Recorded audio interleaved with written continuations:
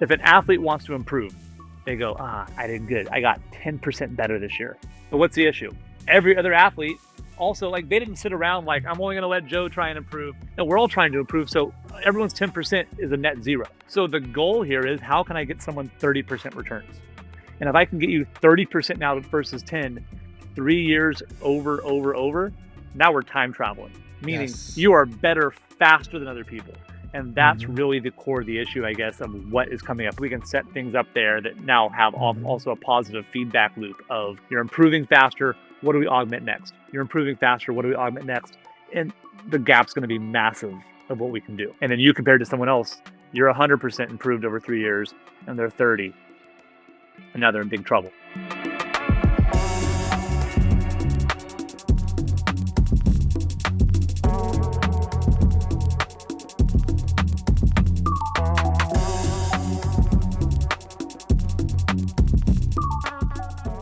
Welcome, everyone, to another episode of A Black Belt Way of Life. I am your host, Master Joseph Lupo Jr., and it is my extreme pleasure, honor to have Coach Tim Thackrey here, joining us from, hold up, as you know, the prophet Biggie Smalls used to say, we're going back to Cali, my man. Yes, How sir, we doing, my Coach? man. I'm doing great. Honored to be here. Long time listener, first time caller. So excited for a good time, man. No, it's gonna be great. And here at A Black Belt Way of Life, we're all about the journey. We're all about keeping it positive. We're all about inspiring others. I had the pleasure of being in one of your seminars, and my mindset always is, whenever we go to a seminar, we want to leave with one thing. And that's what I preach, to all the listeners here at A Black Belt Way of Life. If you leave after listening to this with one thing that you could take with you positive into the, your everyday life, or whether it's your training or as a family man or whatever you do in your business, then job well done. Then we're good. Yeah. Awesome. Yeah. And especially like for most people listening, I'm sure there's beginners at the seminars. I don't get a lot of beginners there. There's probably some here. A lot are people that have been around the block, as we say, right? So to find out one thing is actually really freaking hard, right? Yeah. To go there because you know your stuff, and you don't want to be too such an open mind that you don't know your way around, right? There's things you do, and that's why you're successful, and you don't need to fall on your own sword just to be like, I have the most open mind. There's things I do that I believe they work for a reason, but also at the same time, how do you have an open mind to find those? And we always say that at the seminars. If you can get one takeaway? One takeaway I had. I mean, before 2016 Olympics, I was working with Stephen Lambden, obviously, and he was fighting Mark Lopez in the finals, and obviously Mark's long record, right? I mean, Olympic silver medalist. And he goes, what do I need to do? And we were trying to find a way to gain some sort of edge mentally to do it one thing. And I go, hey, we looked at this. There was the Wim Hof breathing seminar. And this was back when Wim Hof, no one really knew who the Iceman was, right? Doing all the cold water stuff. And there was a thing in Poland. And I said, hey, this is what I would do. I would go to this thing to learn this one skill. And he literally booked the ticket. I mean, within the hour was yes, but the people that know, the more advanced you are, how hard it is to get that one thing, right? Right. And how much of a game changer it is. So yeah, I love that, and we're all about it, man. We're gonna get into some really, really great stuff tonight. But before we get started, a word from our sponsor, Mr. Joseph Ferrone of Weichert Realty. This episode of A Black Belt Way of Life is brought to you by Mr. Joseph Ferrone of Weichert Realty. For all your real estate needs, both commercial and residential, don't hesitate to reach out to Mr. Joseph Ferrone. All his information is in the show notes. Also, a shout out to our official apparel company, Best Martial Arts, Muto USA. For all your martial arts needs, hit them up. Mr. James Kim, great products. I'm all the way here in New York, and I use all his stuff. It's worth every dollar in shipping. Also, a shout out to this really cool looking shoe over here. Nice colors over here. KickFit. Promo code BBWOL at checkout. KickFit. So now we're back on it, Coach. Yeah, You that's great. No, know, James is the dude. I've known James for 20 some years out. He's LA yeah, based, and I'll say those shoes though I haven't seen. Those are fresh. yeah, right. They're Like looking good, right? yeah, I actually literally I was looking at them. Those are my colors right there. Look at my house. That fits our color palette here by the beach, and I need that. Those are my mountain bike Oh, colors. Yeah, and so I got you. I thank got you. you. We'll take care of that. Good, You know, it'll be my pleasure. You perfect. know, so Coach Tim Thackrey here. A little background about Coach Tim.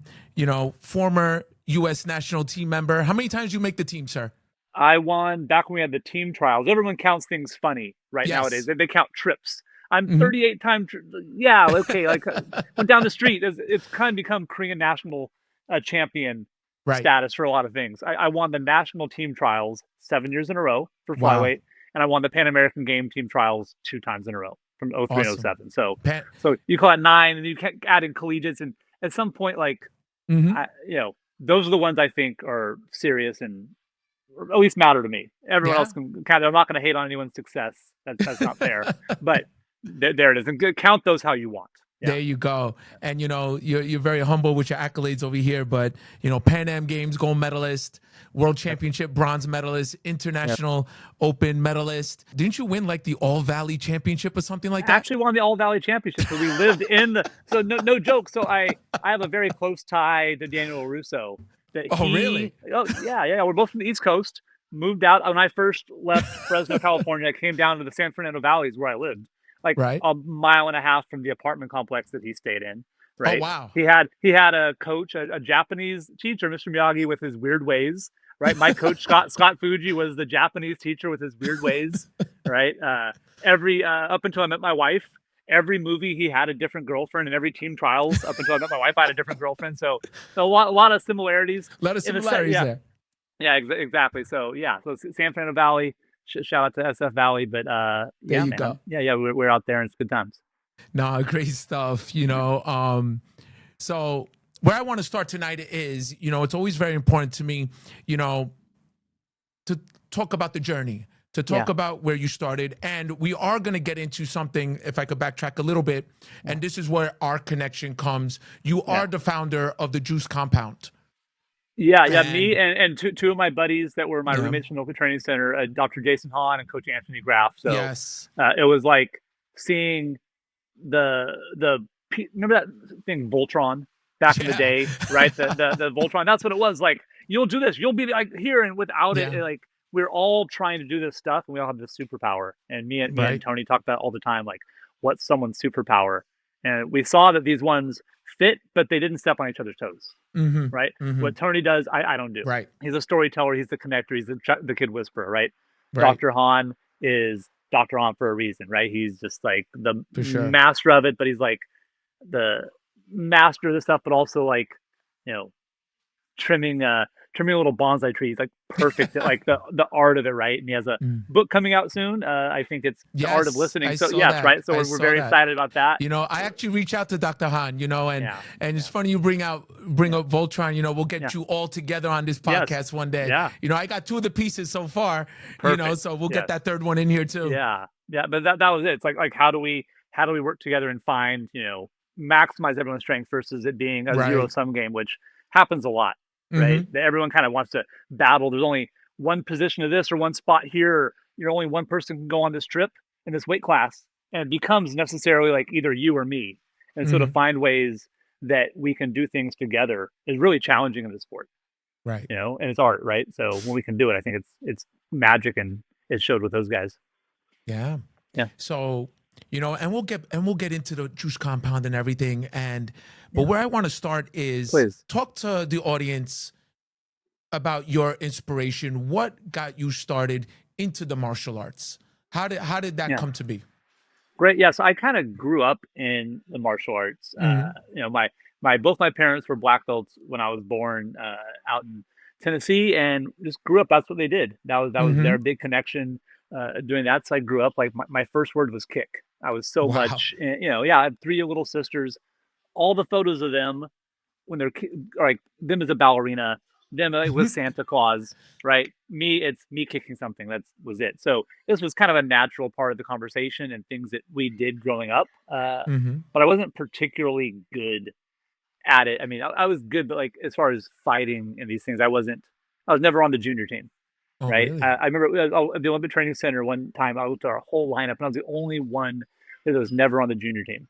So it wasn't Wow. because it was this massive success. It was like, okay, I really love this. How do I figure it out? How do I solve it? How do I understand these pieces? So Yeah, basically, you peaked at a senior age. for sure. Yeah, no, Yeah. I have a whole hit list of people that beat me when I was a junior. Like Wow. I could name them all. The show's not that long. I Hmm. right, but I and so I thought I finally got good, and I was like at tournaments, register for like a tournament to think they'd be there to go get like revenge, and they never came back because they kind of like you said peaked too early, and then they drift off. So one of the best things for me was going through this period of 15 to 17 years old where I lost every single fight for 2 years, like the first Wow. round. I mean, so if you think about that, you have a student who's like loves taekwondo. Like I Hmm. wasn't a bad athlete. I understand that I'm good at athletic stuff, but I wasn't good at taekwondo. Like competing the sport of it, I didn't know how to do. Hmm. Like I couldn't do a potachegi until I was like 19. Like Wow. legitimately. Like how do I do this? How do I? What is so so that Hmm. was hard. But then it kind of got me to have to really understand how do I understand the pieces of development? How do I Hmm. systematically get better? And I don't think I sat out with like, I'm going to learn a system. You're just doing Hmm. things to get better. But along the way, I realized I was so bad at so many parts that now I can break each of them down really well in a way where maybe if I was more talented, I wouldn't know why I did it. Right. Okay.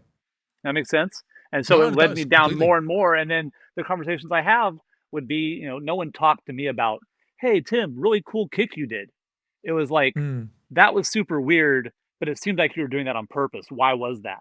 And Mm. so I would then get to talk to more people about like, "Okay, well, here's what I see in the fight, or here's what I did to get ready, or here's how I made sure that, I cut weight the right way," whatever those kind of things were. And Sure. then you start kind of learning like, "Oh, not everyone knows these parts." So I didn't think it was again, there was no like I'm doing things differently. It was just survival. Let's go win a match, Okay. So and yeah, so when now you bring that up survival. yeah, So yeah, obviously now that you're starting to peak, when is survival mode getting shut off and now you're hitting your stride and you're hitting your rhythm? yeah. Survival mode got shut off. Gosh, right after I think I retired. Like I don't know Really? if I ever really got out of that, just because Okay. that was part of what it always felt like. It always felt like Mm-hmm. kind of keeping things together just enough, and if I could just do it just right, I had a chance. Wow. There, and I think coming from those, like not only again we go from 15 to 17. When I first made the national team, I had lost three senior nationals in a row, and then I went from like it was 2000. We had the Olympic qualifications. I lost the first round of both of those. Wow. I was this is funny. I went to the bracket at there was like one in January of 2000. I lost to a guy. It's a division of 64, 58 kilos. He lost to a guy. Everyone in my thing lost to the next person, and I was like, ipso facto, I'm the worst person here, right? Every person, you always go, I lost to the guy who won the tournament. Who won gold? Right. Right. I Right. lost to the guy who lost to the guy who lost to the guy who lost to the guy. Yeah. So I did that. I lost at states, and I Oh almost wow. quit. Almost quit in 2000. I thought, I put this much work in. I kind of looked to my coach. A couple months later, I win nationals. I make the national team. Oh wow. Like, That's some, yeah, and for the audience listening, that's some serious perseverance right there. yeah, That takes a lot. The average person, as you put it, 15 to 17, you saw all these guys and then they weren't there yeah, anymore for whatever right. reason it was. Yes, correct. So that's some serious perseverance on your part. Yeah. Yeah, To and stick so with it. yeah, it was, and so again, that became the skill. So Hmm. survival, that part, like I kind of call it more resiliency is how I try and look at it now Okay. versus there. But at the time, it definitely was survival. Like we didn't have Right. much. There wouldn't have money, have resources, have tools, right? Like Hmm. these things we didn't do, and you go, okay, well, I can do this, and I can give up, or I can figure a way through it somehow, right? Hmm. And if we have a chance, like we're gonna figure out a way. But if we quit for sure, you're not gonna get what you want. Yeah. And so those ideas like that, I always, again, I kind of had to connect with because I couldn't just go, I got it. I'm gonna go do the cool move, and everyone's gonna say, "Wow!" Like, Yeah. there's no big highlight reel from Hmm. me of that stuff, right? So I had to kind of learn this other part, but that became the skill. And then you start following those pieces. You go, well, this worked like this. I was on weight. Well, I was on weight early, maybe by accident. And then you go, okay, well, this person didn't. And they were better than me, but they do it a little worse. And now all of a sudden, I'm in the range where I have a chance. And you start Mm-hmm. stacking another piece. You go, well, I also did this. I also got the game day prep right. I also got how I manage my energy right. And you start seeing these pieces. And so it kind of led to this whole world of everyone's focusing here. And rightfully so. You have to be good at the sport. You can't Right. just do this other stuff. If you can't kick, you can't kick. Like at Right. some point, you have Of to be able to course. do this. Yeah, you have to be able to do it right. Mm-hmm. And but it's once you get that, there's all this other world here that I became really fascinated by because I felt like it was both underutilized and was my competitive advantage Mm-hmm. there. And also, I knew the times that I ignored it, thinking, okay, I did enough of that. I just want to go train like everyone else. Like I really wanted to. Right. And yeah, when I first got to the Olympic Training Center, I took a massive dive Hmm. because I thought I could just train like however I'll do the training how everyone else does Mm-hmm. and not have that ownership side of it on my own where yes, you do the training. I'm not doing my own drills. I'm not like I don't sorry, coach. Tim doesn't do that drill, right? That's weird, right? To do that. Mm-hmm. But it's how do I need to adjust this for me? How do I fit this into what I'm looking for? And Mm-hmm. so in the short term, that made it harder because you're 20, 21, trying to figure things out that are probably above your pay Mm-hmm. grade. But at the end, I think it made me stronger in matches where I didn't have my coach there. I had, we have a coach that didn't speak English at Mm-hmm. some tournaments, Mm-hmm. right? These things happened, and Sure. some people freaked out. But I thought, okay, like I already thought about these things a lot. I already knew my game plan in. Can I execute? Can I Mm-hmm. make the adjustments on the fly? So again, all those were again kind of survival mechanisms because you know I couldn't just go do it. And again, it may not be fair to say the way other people do it. They probably, from their perspective, think they had to do it their own way too, and they Sure. rightfully did, right? So I'm not trying to, say everyone else is the same and I'm the only unique butterfly in the world Hmm. there, right? But that's my thought is that everyone's doing this, and every time I tried to do that, massively did not work out well for me, Mm-hmm. and so I had to be very, very like, uh, you know, consistent and I don't know what the right word is. Like I don't say aggressive. It wasn't aggressive, but uh, you know, I had to protect that Mm-hmm. at like all costs. I knew how bad I did, and it wasn't selfish because the selfish thing for me, my go, oh, I'll play along. It's actually worse for everyone. I fight worse. The team does worse, right? We get less medals, etc. So Mm-hmm. the only way I could really do it was that way. You know, that's just who I was as a fighter. I think. Right. And now Yeah. who was, your, because we all need a village Yeah. at the end of the Yeah. day. We all need that village, Yeah.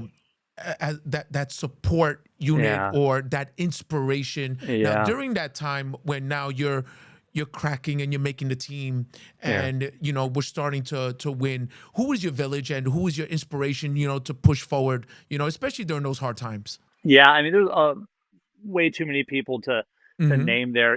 When I first made team, it was my home team was Scott Fuji and the guys there, Luis Reyes, who made team a bunch of times, and Mm-hmm. someone I just love and respect so much because like Luis loves to fight.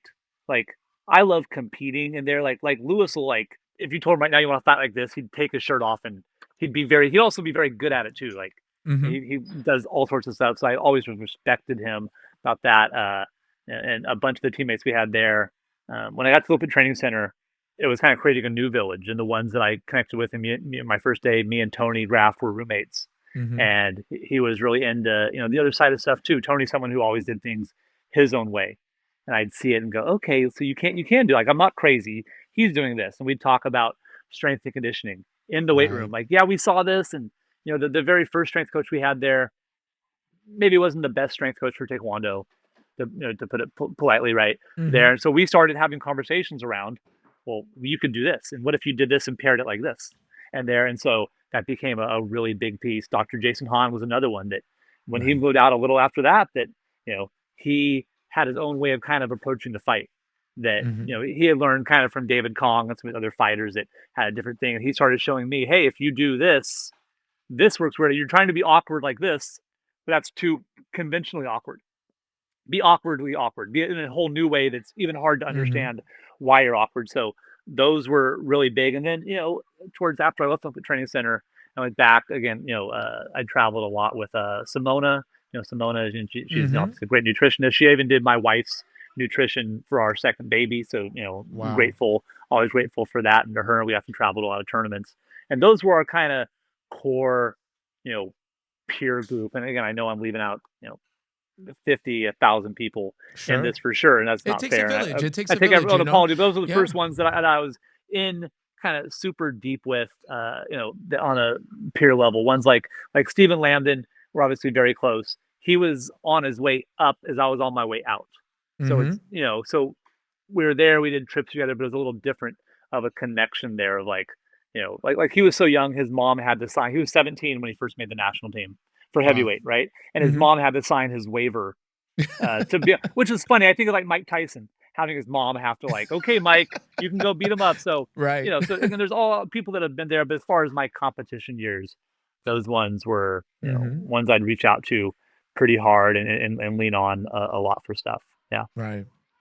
yeah, Yeah. And now, during your competition days, yeah. you know, what were your, not necessarily who, but maybe even who, but what were your toughest times?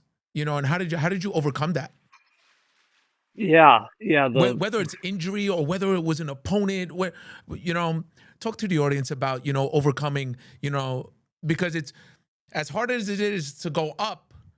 There's gonna be that time, that hardship, and you got to push through. Yeah, that is something that you go from having nothing, right? Like there, Hmm. and then you're here, and so for me, really trying to understand like where I belonged and accepting like yes, like I'm here. That was hard because it was so long and so removed of that my first year on national team, I beat like Jason Torres in the finals or not at the team trials. He was really great fighter. There like Olympic trials finalist. Hmm. Like I still think that guy's a super great fighter. And so then in my head at tournaments being like, oh crap, well he would beat this guy. Like you better beat like can you beat him? So again, it was really always everything for me was almost always self directed. There's Hmm. never anyone I was ever like obsessed with of a fighter like, oh my gosh, I have to fight like them or they in my division. Hmm. It was always came down to like, could I get myself ready and be in my head straight and on and not wonder if I belong, not wonder if I was this or Okay. oh god, that guy's so good. Like, okay, like let's go. So every bit was that was always a big challenge for me So was it was you. the So mind you, game. so you Always. would Yeah. honestly. So again, I say this a Yeah. lot to my Yeah. my students as well. Our greatest opponent in life is always us. It's A always us hundred against percent. us. Yeah. Yes, 100%. And look back at every time that I not only trained well, I prepped well, I was in the right mindset, and I did the little things, I did them well, and I didn't resent Hmm. them. And you look forward to the hard, right? That's hard. Let's Right. let's go more. Let's go into it more. And you're there, and then that becomes just where you live. And now there's another layer of hard you're going to, right? And can you do that? And again, not have it feel like you're hanging on and gripping in. And some people you see them before the tournament, they're about to crack. They're holding on to make weight. They can't wait for the meal after weigh-ins. They can't wait for the Mm, fight to be over. There, mm. we've all been there, right? Where we didn't do it right. Maybe it wasn't a Oh meal. Maybe it was yes. just like I need to have a beer after this. I need to have a vacation. I can't practice.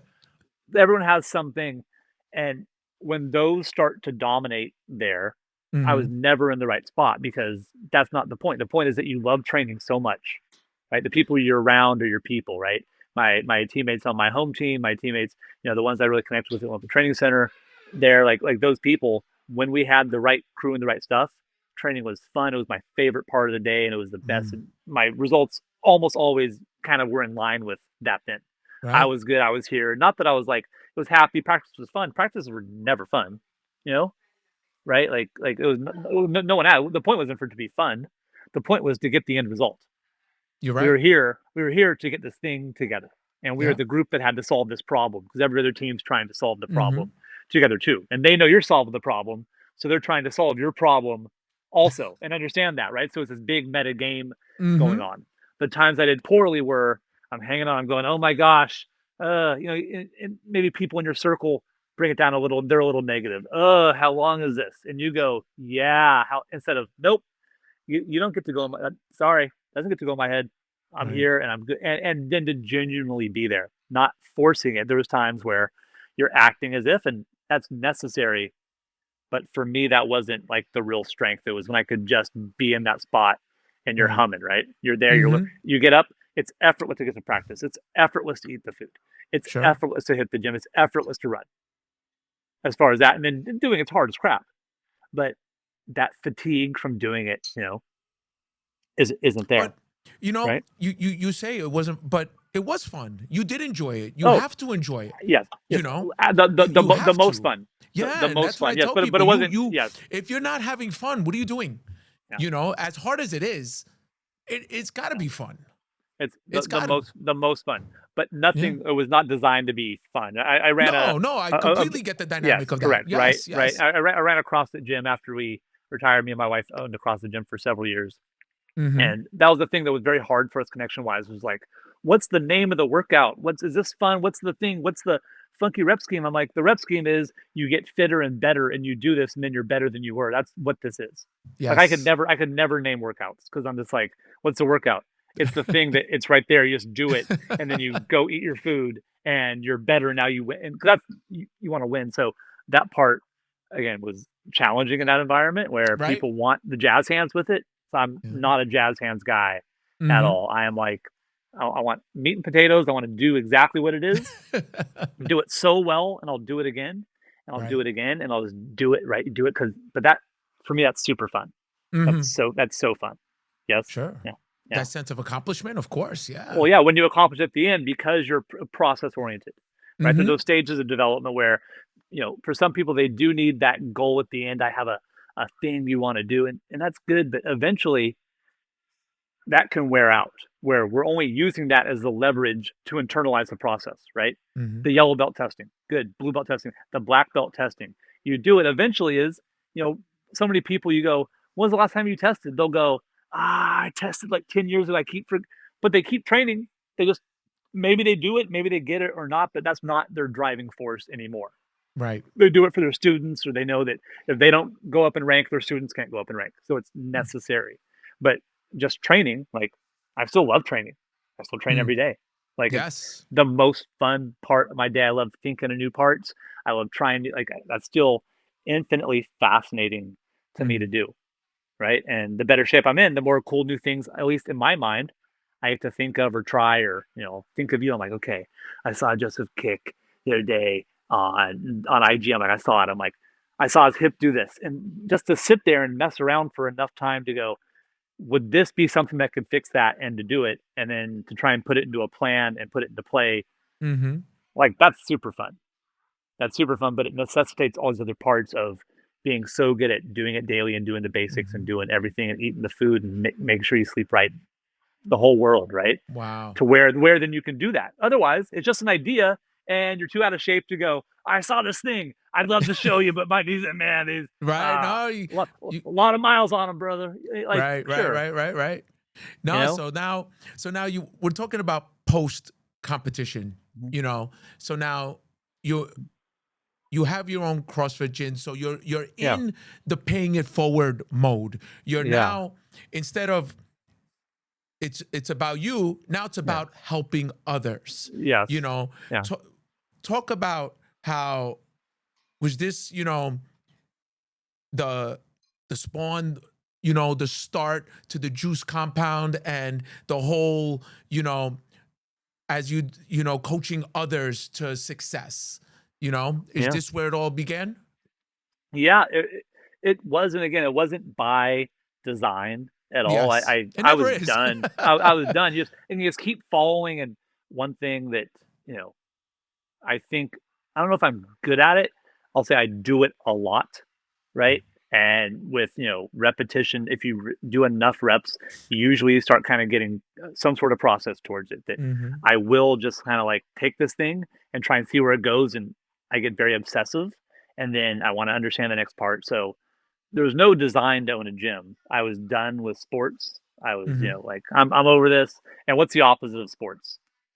Political science. So I thought I was going to become a political science professor. Oh wow. I was going to graduate school at UCLA, and I started a team on my driveway for Taekwondo, just to make enough money to get through school. And that was it. That was all I wanted to do. I didn't want to have to get a internship and be like a TA. Paid. I was like, Hmm. I'll make my own money. This is fine. In the winter, I need to get a little facility because we were running out of. We were on my driveway, like my Hmm. driveway in Van Nuys, and got that, and I thought, let's teach a little CrossFit here, a couple hours, and make some extra money. That would be great. And it, you know, took off fast. So it was just like, okay, now I'm doing this, and it was very successful. The gym's still around. My wife and I sold in 2015, Oh, wow. and yeah, so we did that. But along the way, it was kind of that part of I was good at it. I really like the program design side of it, of Mm-hmm. understanding how to write the workouts properly and different energy system developments and things like that. I got really into this because that's what I got into in fighting, right? I was very into like that side of stuff. Uh, Part of it felt like a disconnect of going, okay, that I felt like a lot of people could help this clientele, right? That okay, like I wasn't exactly needed here. And so there's other kind of things we were doing. Mm-hmm. And that's when, I come back, two people contacted me and it was just to help friends, just to help friends. Stephen Lambden popped his Achilles in Mm. 2012. And then he's so big, right? He was on crutches, tripped and popped his stitches out of his Achilles. Oof. Yeah, right. It's not great. Went into a massive slump. We're out in Colorado at going out to Tony Graff's wedding. My wife and I were out there, and Mm-hmm. I had stopped back at the Olympic Training Center because I had qualified for nationals in weightlifting. And my Oh, coach, wow. yeah, so I was doing that. Just I wanted to learn. Mm-hmm. Talk about Mr. Miyagi's. I had a second Mr. Miyagi in weightlifting, a guy Bob Tucano, who's in the USA Weightlifting Hall of Fame, Oh, like wow. five-time head coach weightlifting for USA. Like he's the guy. Like he's the guru of Mm-hmm. this stuff. Like down to like here's the type of cell divisions that's happening in your body based on type of workouts we're doing here for athletes. Like and first time I met him, I just wanted to get better at lifting for my gym. He goes, "Are you adverse to like what are you doing here?" I go, "I want to learn program design and this stuff." And he goes, "Are you Mm-hmm. adverse to competing?" I go, "No, no, I'm not." He goes, "Have you competed before?" You say, "Yeah." He goes, "What have you done?" And I explain a little bit. I go, well, "I won the Yeah. Pan American Games. I got a bronze medal at Worlds." And right Yeah. away, he just was like, the conversation, the music stopped in the gym. And he goes, "If you lift for me, I'll teach you this, like one on one, like I will just Mr. Miyagi you here." Mm-hmm. And like that stuff happens, I'm in, man. I'm like, yeah, let's go, Right. let's Right. go do it good. So I was out there. I qualified for nationals, and I stopped off at OTC, and I got to train with the weightlifting team. And Steven happened to be there doing rehab, and he showed me his plan that were giving him to get back Mm-hmm. competitions. And I was like, this like I know some things now, and this is garbage. Like this was what we were doing a decade Mm. ago, back when they gave me and our heavyweight Stuart Gill the same training plan. And if you don't know Wow. me, I'm not 6'6" heavyweight, Mm-hmm. right? Mm-hmm. Like right? We're not the same. So I was like, hey, he goes, what would you do? And I started just helping him through that. The second, and obviously he made the Olympic team in 2016. Yeah. The second Mm-hmm. was my mom a couple months later. Like this is all in a couple month window.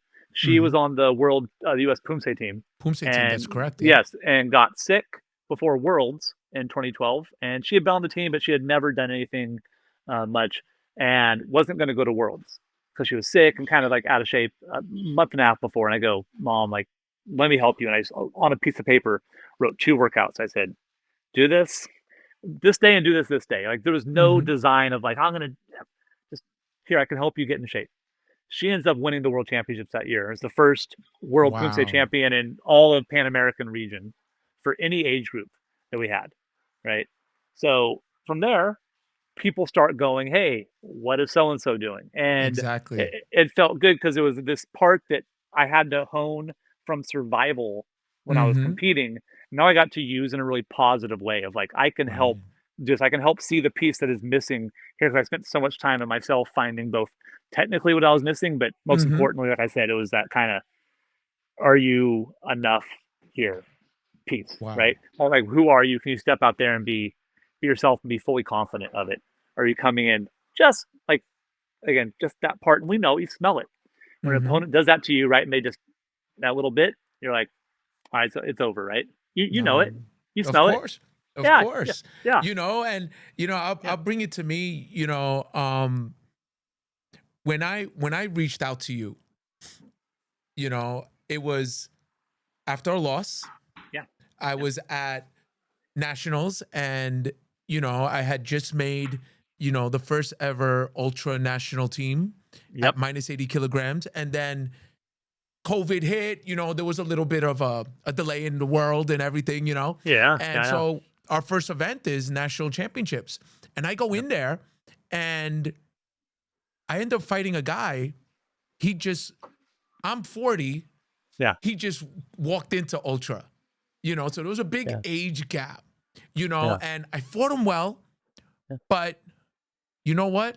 I was missing a bullet in my chamber. Yeah. I was missing something. I don't blame it on the age. I don't know. No, I take losses. I look at myself in the mirror and I Yeah. said, what could have I done better? And then we're at that master's seminar in Texas. Yeah. And, we're talking about now we're getting ready to go to Korea. Yep. And they come up to me and they said, you know what? You could actually drop a weight class, go to 74. Yeah. And right away, I'm like, you know what? I have to do this right. Because I Yeah. knew I didn't weight cut properly in the past. Yeah. And that's when I reached out to you. And I Yeah. knew that was the missing piece. Yeah. To be able to reach out to someone, to be able to, you have to have a sense of humility, Yeah. and as an athlete, because I consider myself an athlete. I consider anyone, that works hard at something, an athlete. It takes a special individual to reach out to you and put the blinders on, set that game plan, and that was it. Yeah. That was it. But it's also a huge credit to you and to anyone who's listening right now, to anyone who wants to up their game, be humble, seek out the best.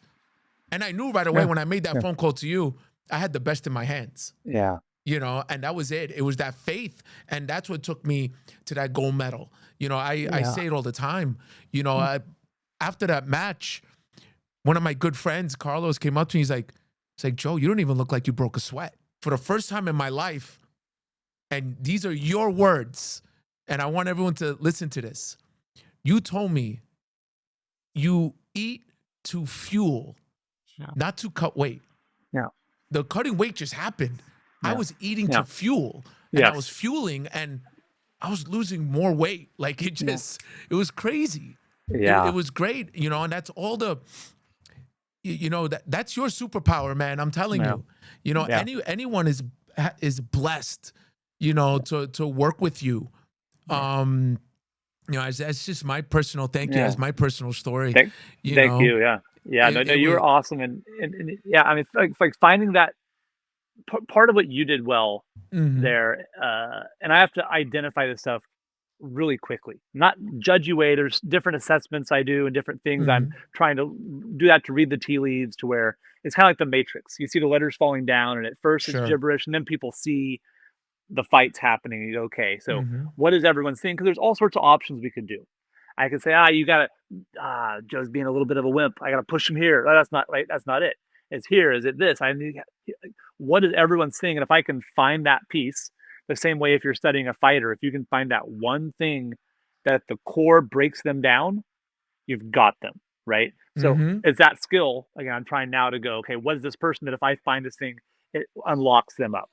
What you did really well was sometimes people come in and I've got to get them on track to get on track, right? Yeah. Meaning like they have to have prep. Hey, we got to get them waking up on time, get their circadian rhythm set, right? I have to help them with some mint pieces because you were already have been good at that, right? We didn't have to address like, okay, hey, are you chewing your like? No, it's like yes, do they are drinking your water?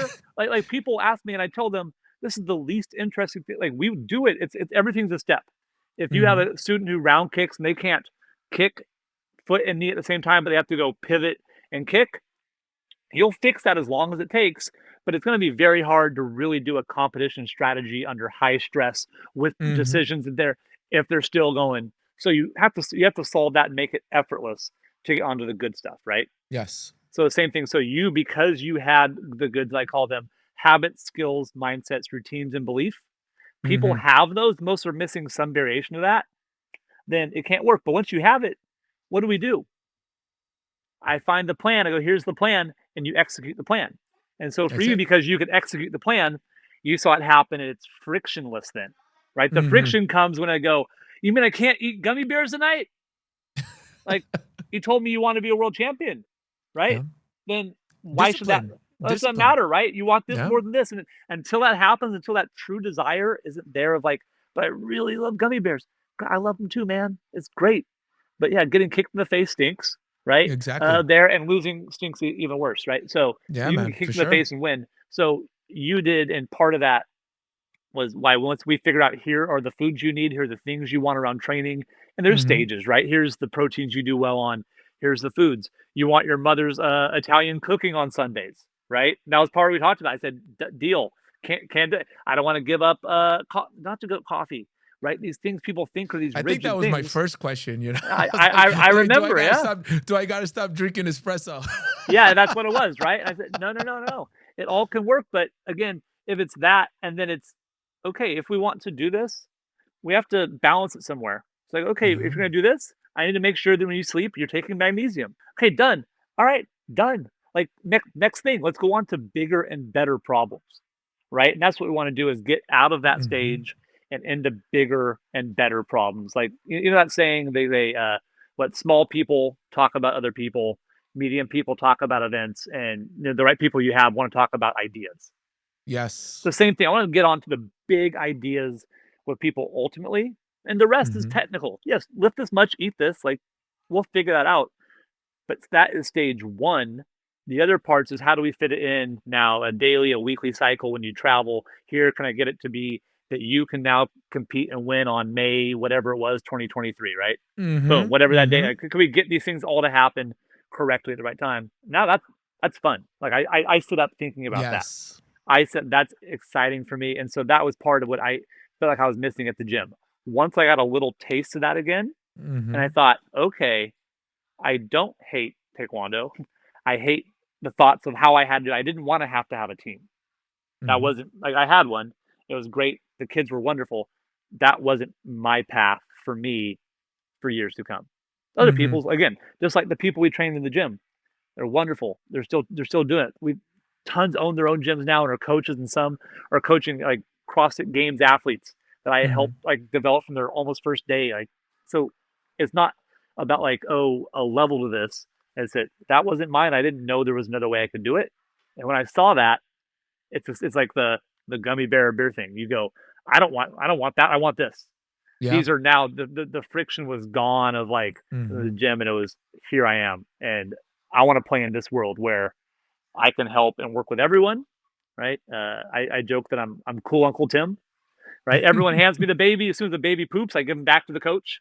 Hey, they're stronger. You go change their diaper now, Yeah. Right. Right. right. Like that's the coaches. Like I'm not stepping on their toes. Like Hmm. let me show you how to really kick. Like I'll watch, but I want to get you stronger, better, fitter, whatever it is for the task you're trying to do in your life, Hmm. and then you go do them, and we can high five there versus again like a lot of where we all came from was these weren't just fights, they were kind of blood feuds at the end. Fight wasn't over Right. when we lost, fight was over. It's never over, so Never. Never. right, it Never. wasn't. Yeah, there's people you still have like friction with from stuff, try and not live in that past, and but Hmm. everyone's lying if you say none ever, like none. Right. None, really? Like, really? So, but yeah, so that was kinda how that came about, back to Hmm. the question we had before of, the gym. So that once that happened, it started going more and more, and I thought, "Yeah, this is where I think I have my blue ocean," right? Hmm. I'm here, and not everyone's doing it. I have something I love to do, like, I was just doing it when there was no business to it. I just wanted to do it. I just wanted to go learn more. I would travel around seminars and work with people to find that one thing, right? To go Hmm. find that task and make it feel like the parts that I struggled with so much weren't just for me to win a medal. That's cool, sure, but now I'm helping other people, unlock their potential and find their meaning in their life. Yeah. And Yeah. do you find you just actually pulled my next question out Hmm. of me.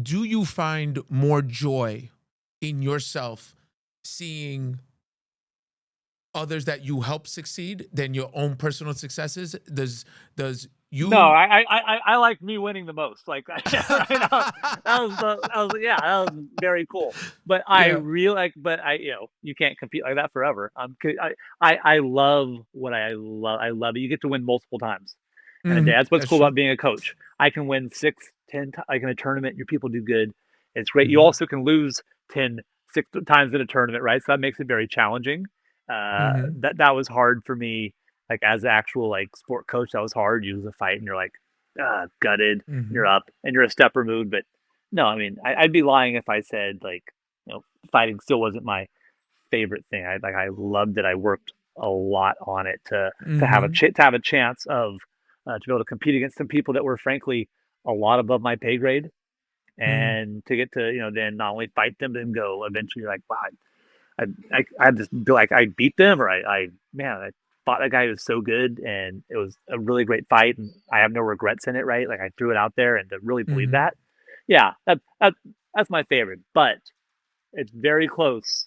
There of, everyone I work with now, the things we get to accomplish is it's really cool. And I'll say this, it makes the things I went through feel better, right? As far as Okay. just pure fun, me out there Mhm. winning a match and being like, boom, game, Right. blouses, like that's awesome. Like I love that. But as far as like, man, I had to live in my car twice, right? When I before I went to the local training center and after I left there, I was like, kind of homeless and transient there, sleeping like friends' Mhm. houses, behind a couch in my car at a Mhm. Taekwondo school. That whole setup, there. You look at that and you go, okay, like I learned this during that time, and now these people are benefiting from it. That is cooler.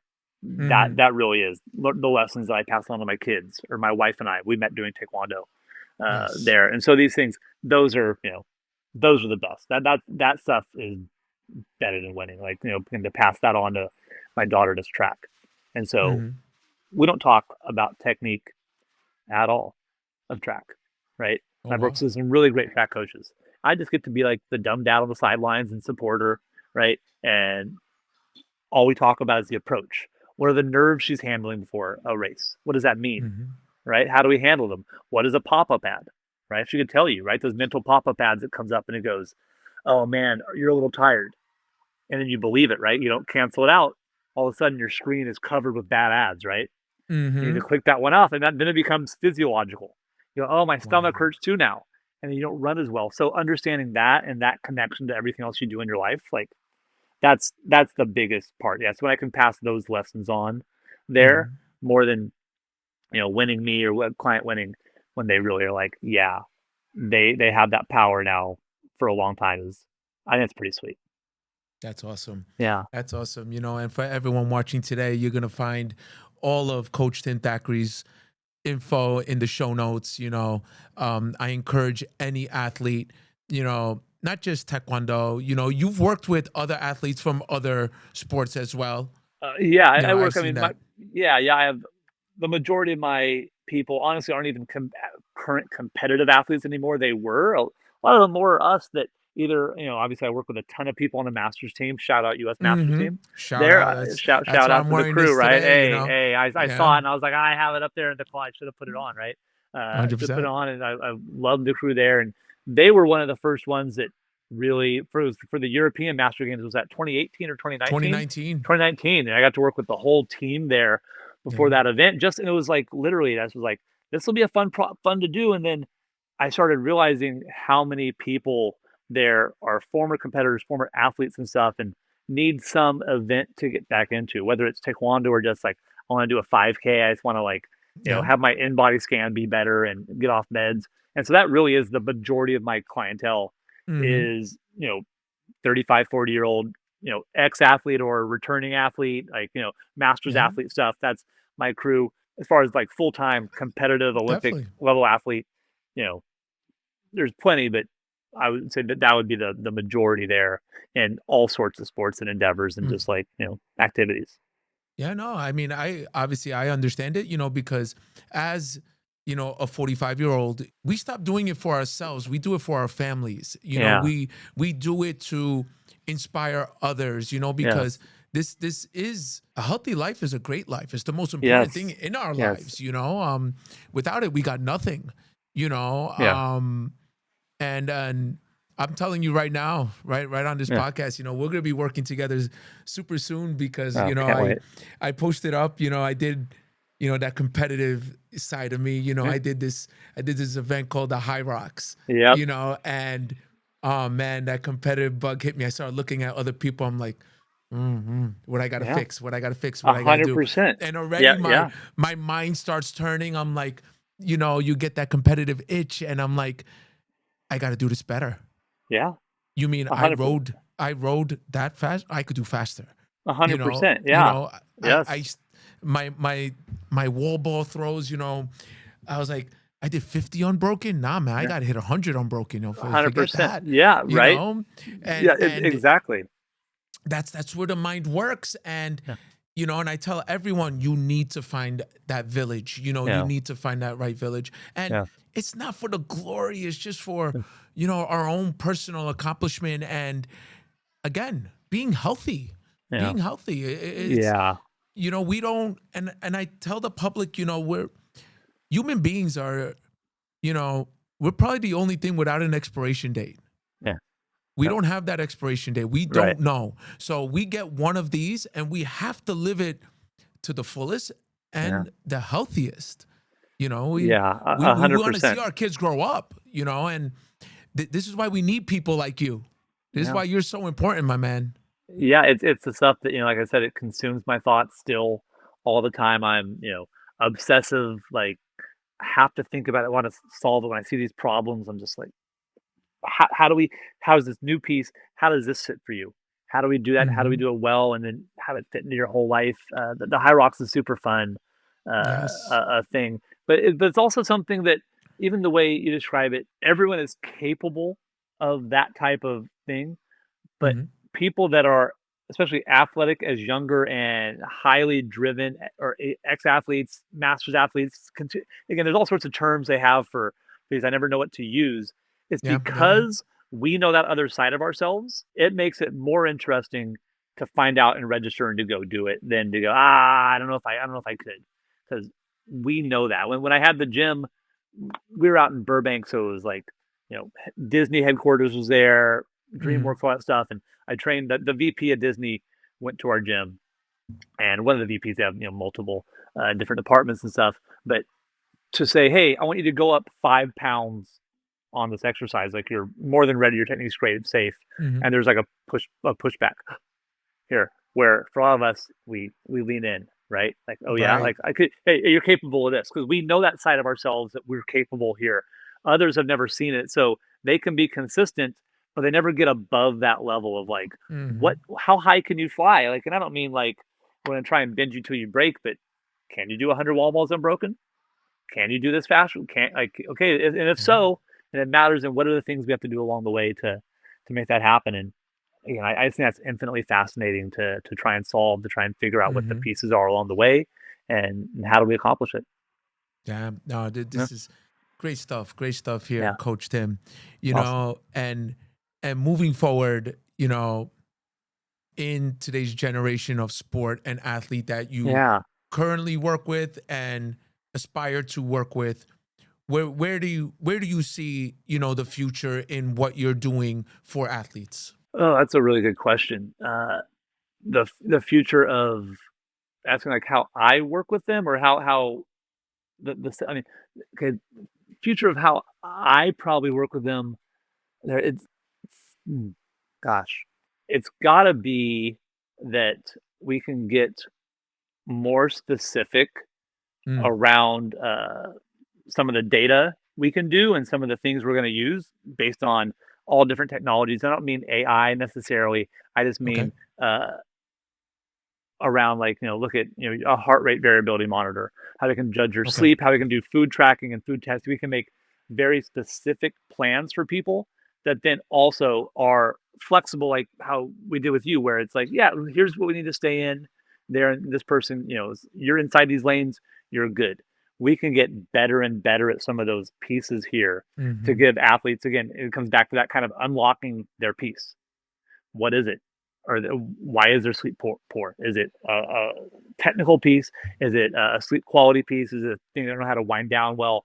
What are the areas around this that we can go really Mm-hmm. quickly do and not have it take 5 years to solve? I think that's going to be a very big frontier here. That Mm-hmm. when we bring it back in, then we bring it back into the actual sports specific training. They will be better, quicker, stronger, more resilient, more Sure. quicker, right? More quickly. I think that's Mm-hmm. going to be a big piece here in the next really couple years. It's here, but just the speed that we can do it Yeah. will change. And I think of it like this: if an athlete wants to improve, they go, I did good. I got 10% better this year. That's great, right? Seems great, right?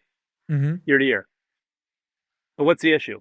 Every other athlete also like they didn't sit around like I'm only going to let Joe try and improve. Tim's not doing anything. No, we're all trying to improve. So everyone's 10% is a net zero.